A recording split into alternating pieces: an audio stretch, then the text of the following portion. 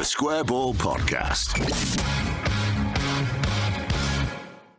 Hello there and welcome to the show. It's brought to you with Levi Solicitors. 10% off your legal fees, levisolicitors.co.uk/the square ball. Dan, Michael and Rob today on Propaganda. If you didn't get the match ball over the weekend, just a reminder that we did say on that Moscow is off with COVID at the minute, isn't he? He's on the mend, thankfully. He's filthy and diseased. Yeah, but he'll be sat back. in his bed eating sausage rolls. He'll be back when he's better. You're in the filthy chair there, Rob. Although Berardi signed it over the weekend. I feel very privileged today.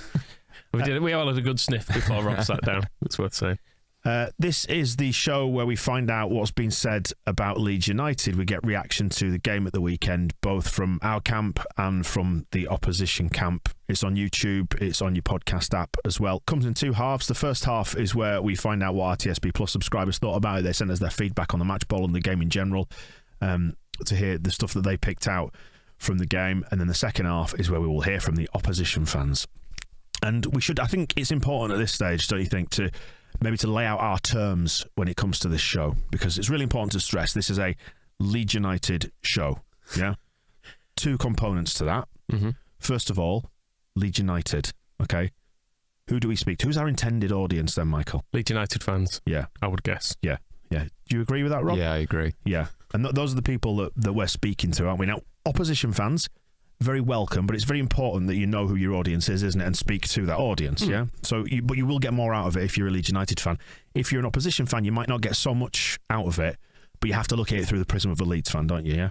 Yeah. And then the other element to that is show, where what we might do, because it's like an entertainment medium, we try our best to entertain, is to maybe adopt extreme opinions, exaggerated opinions, in order to... Although my misery is entirely real, based in reality, I have to say. But all good comedy has a grain of truth in it, don't they? And we know we're not trying to bill ourselves as comedy. We're just saying it's a show. It's supposed to be fun, yeah? And you're not to take it all too seriously. Who would do such a thing? No, exactly. So now we've laid out our terms of engagement. Should we get on with the show and find out what Leeds fans thought about this game?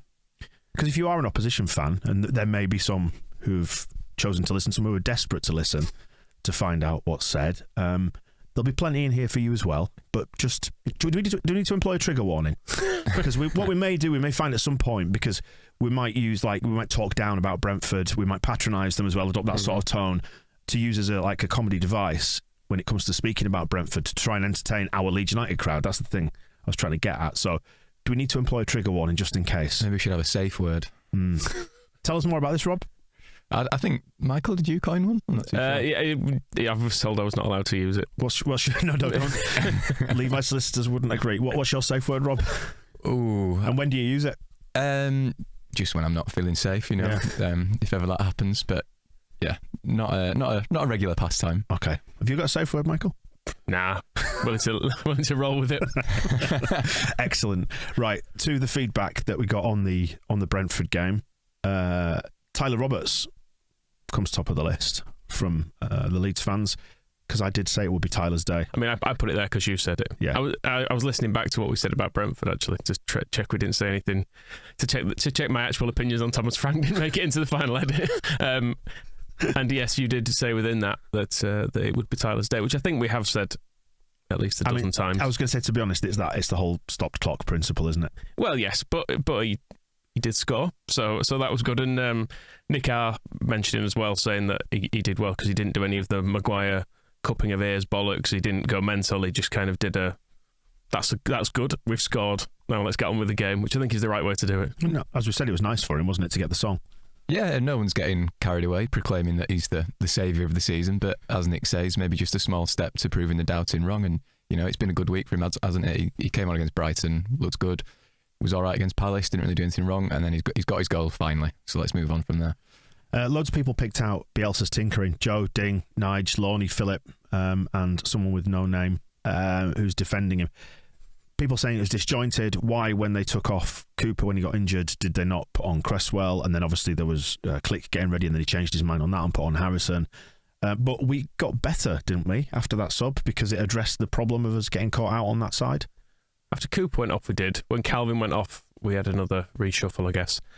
Ding sums it up quite well, really, because he's kind of saying that Bielsa's decisions are increasingly baffling, but he finishes with it. I'm just a bloke on the internet, but Christ, which is kind of how I feel sometimes, because I'm like, I don't really understand why we're doing this. This feels really overly elaborate to just when you could just make a straight sub. But then I think Bielsa might have always done this, but generally it's worked, and so we go, oh, he's great, isn't he? He knows what he's doing. Well, I was thinking of the team that ended the game when Dallas was playing wherever, and it was all very confusing, and Rafinha seemed to be like a right wing back, and it reminded me of, I think it was Bielsa's first season when we played at Forest and we went down to 10 men, and his response was to just leave Pontus Jansson as the only defender and go, let's just go attack and forget it.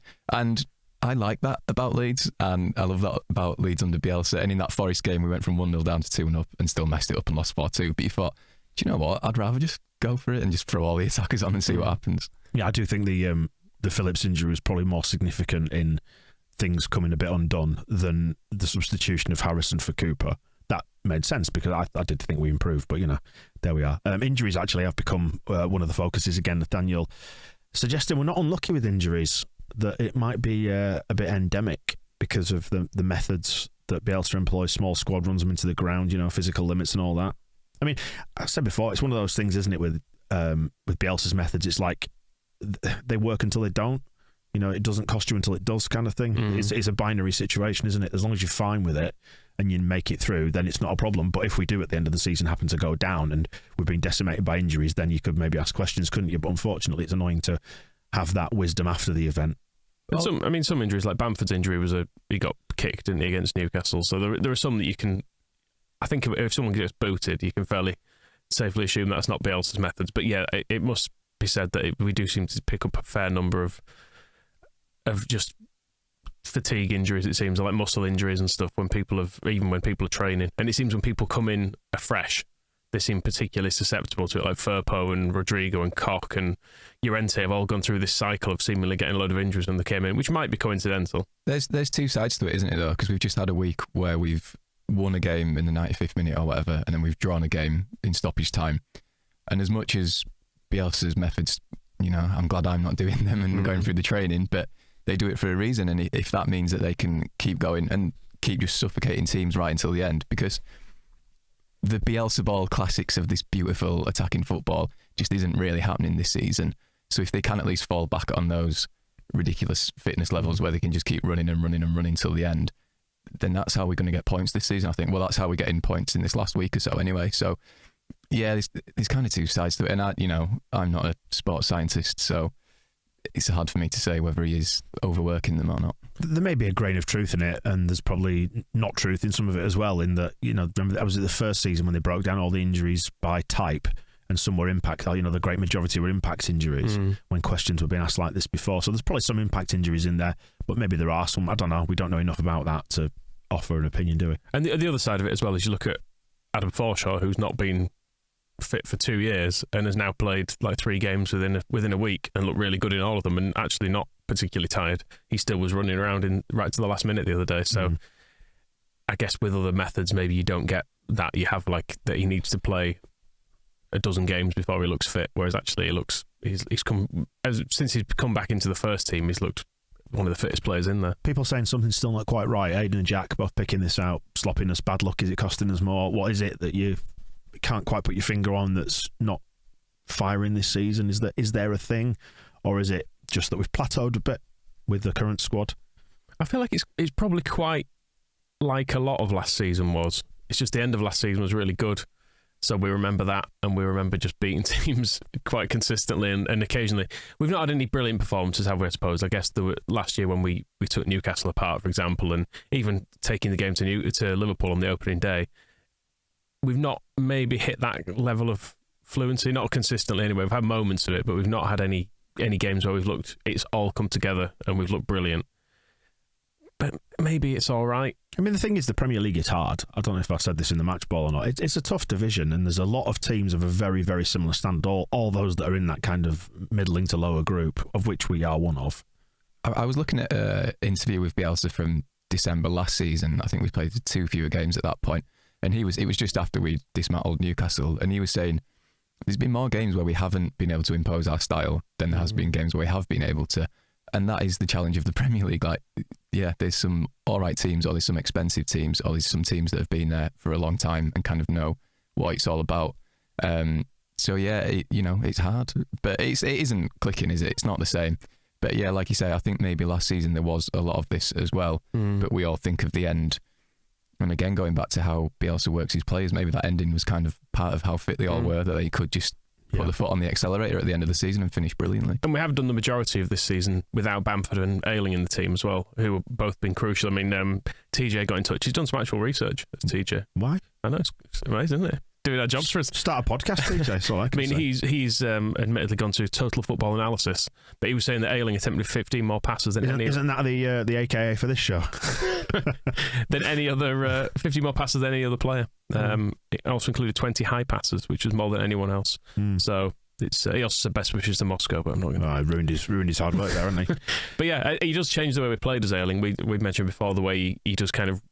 He makes things happen from the back. He's willing to pick it up and just run into space, whereas you get the feeling when Shackleton or someone is there, they're a bit more hesitant and they kind of play it a bit safer. Ayling he's quite a risky fullback, but in a way that he pulls teams out of shape, I think. Whereas at our worst, where teams look like they just sit and wait for us to do something, and we struggle to break them down sometimes. Whereas when you've got a Luke Ayling charging at you, they have to the winger has to move forward. There's space is created behind and all sorts. Unbalancing the opponent, as exactly Bielsa likes to say. And Bamford as well, doing the same from the front, just making it harder for them to, in the opposite way, removing time that they would have on the ball. Stuff in the feedback that you'd expect to read, like we mentioned, Calvin and the loss of control. There's no control. It's, that went a bit Sean Connery actually, rather than Steve Nicol. Lack of control when Calvin went off. A number of people picked that. Jimmy, Slip and Toby Larone. Canos got a few mentions in there as well. No surprises. Ref as well. I mean, the ref's going to feature quite heavily when we get around to heroes and villains, probably. So is Canos in the main weekly show. So we don't want to necessarily double up too much on that. But neither came out looking great in Leeds United eyes, did they? Anyway, I know we may have Brentford fans listening who might disagree with that. And that's fine. We respect your opinion. On the ref, I mean, I think this is mentioned in Heroes and Villains actually, but people pointing out that Dallas was actually fouled as well in the build up to the first. He was was he just like he got shoved off the ball? Well, I think there was a bit of both on it, to be honest, but it was debatable. I think you've said if it was Luke Ayling on that side, he's making sure he's getting a free kick out of that. Stuart Dallas has tried too hard to battle with him. Too honest. He should have felt that. He should have felt that touch and gone straight over like a sack of shit. Yeah, because that's what we, again, employing contradiction as a comic device. We can tolerate it from our players, yes, but not the opposition. Okay, good. I'm glad we've cleared that up. A bit like when Canos was goading the crowd. He's an awful bastard who deserves glassing. And when Rafinha did it was great and dead funny. But then, it has to be said, Leeds fans threw some objects at Canos. Brentford fans threw some nasty glances at Rafinha when he was doing that. So who's worse? It shows the difference in ability as well, because Rafinha made sure he was further from the fans and walking backwards.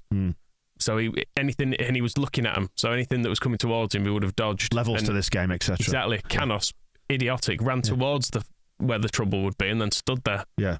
Didn't even keep moving. It's like if you're trying to avoid a sniper. You need to keep on the move, don't you? Zigzag, don't you? Yeah. You got to zigzag if you're trying to avoid being shot. So if you're going to shit house behind a goal, lots of zigzags. Well, see, what we've done now is we've made light of people throwing objects from the crowd. So if you are of a sensitive disposition about that, we do apologise, okay? Trigger warning for you there.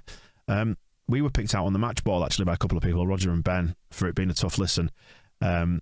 I don't think we were particularly miserable on the match ball at the weekend, even though Ben said, cheer up, lads, you sound so miserable. I think we were just a bit tired because we'd had the high of Palace through the week, and then for it to happen again. I mean, I was absolutely, the same. I did myself an injury, as I mentioned on the match ball. You were concerned about losing your leg, weren't you, after the game? I'm pleased to report that I've retained the leg. At one point, you did suggest after we'd stopped recording that you might have to go to hospital and you might have to cut your jeans off.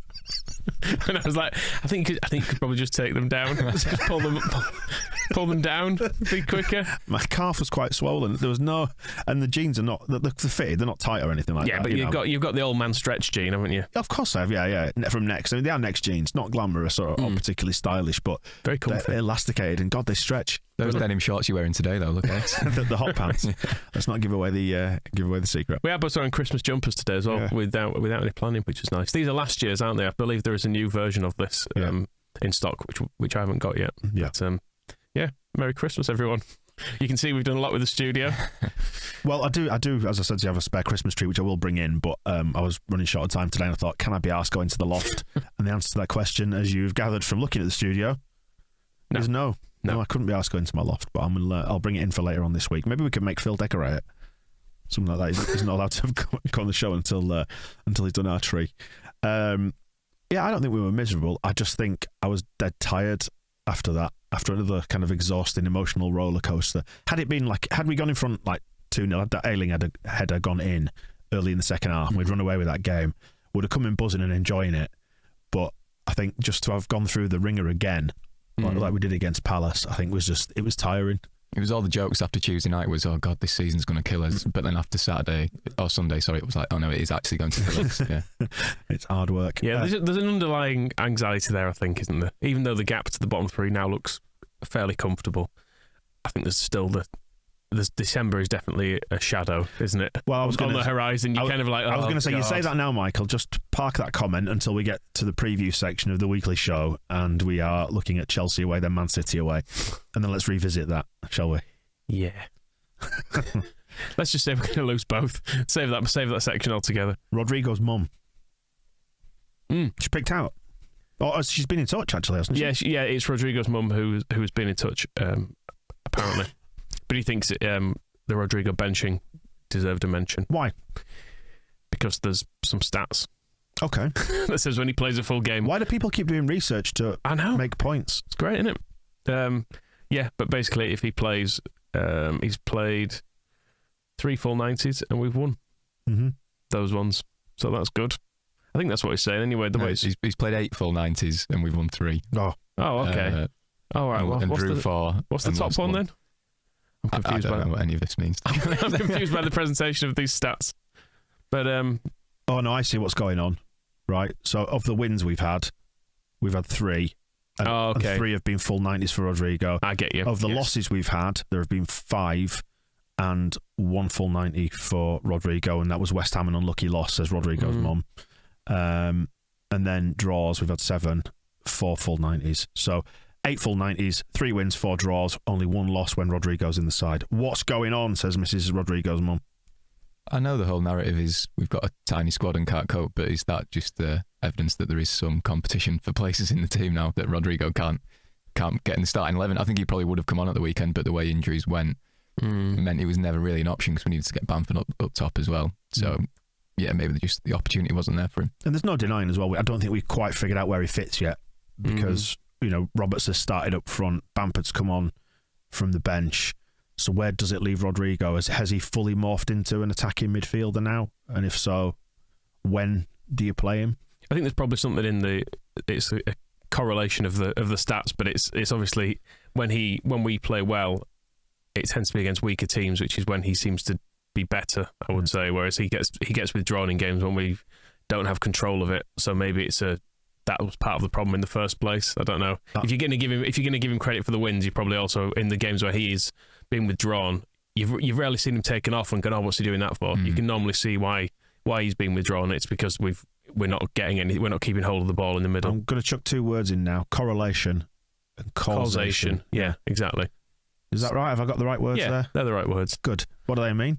It means that winning with him on the pitch is not necessarily we're winning because he's on the pitch. I think. Should we just say what you said? Yeah, it's fine.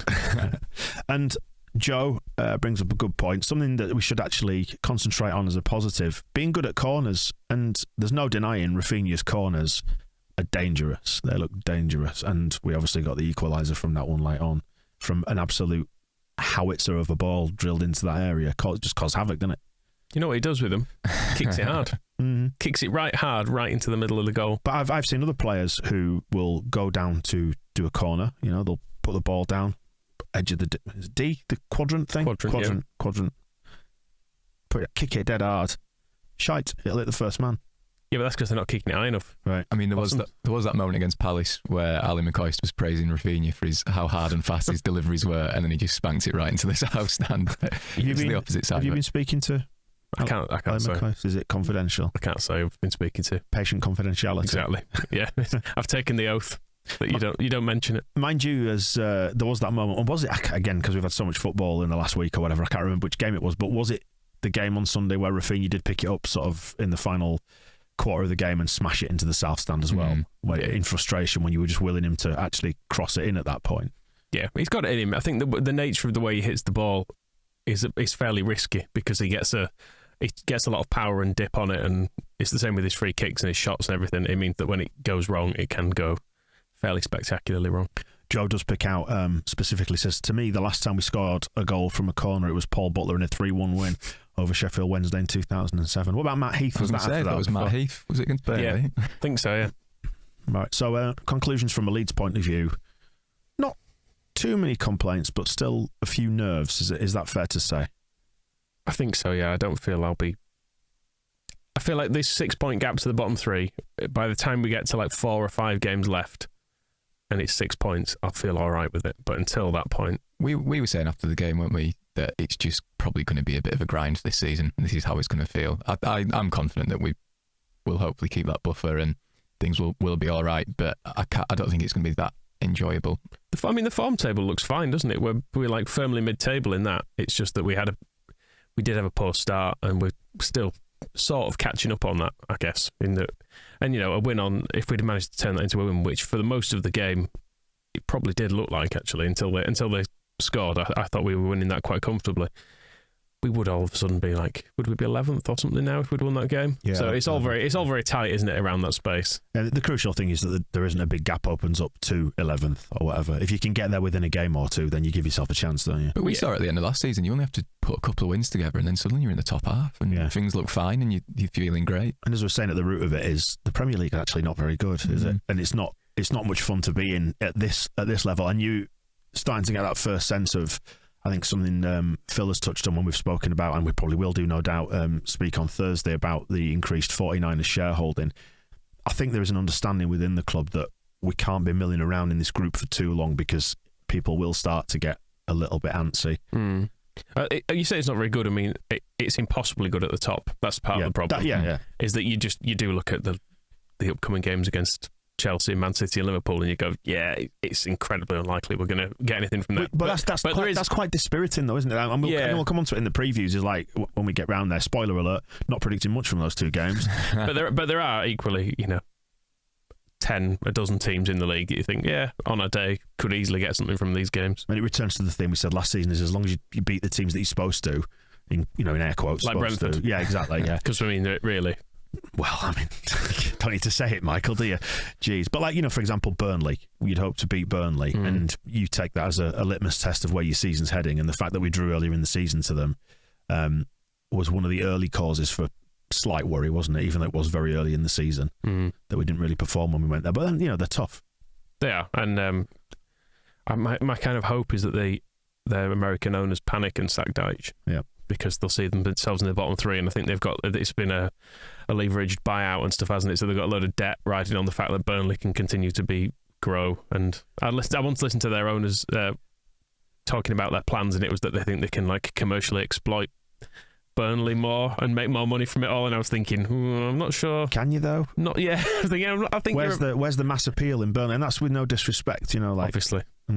No disrespect to them, but yeah, I don't see them as being, because we like to respect other teams because we're all part of the football family, obviously. Exactly. But yeah, I think if they could sack Deitch, that'd be great, because then they'd be able to probably employ like Steve Bruce or something, who would send them down with as many points as he takes over. Are you just trying to get out of doing an impression when we play them next? Ideally, yes. It will be the middle of winter, won't it? Then my throat may already be a bit sore. So yeah, if we could avoid that, excellent. And that wraps up part one of Propaganda, where we look at things from the Leeds side. Head over to the other show here on YouTube and watch part two, where we'll find out what the Brentford fans thought of it all. And it's going to be a good watch, I think, that one. The Square Ball Podcast.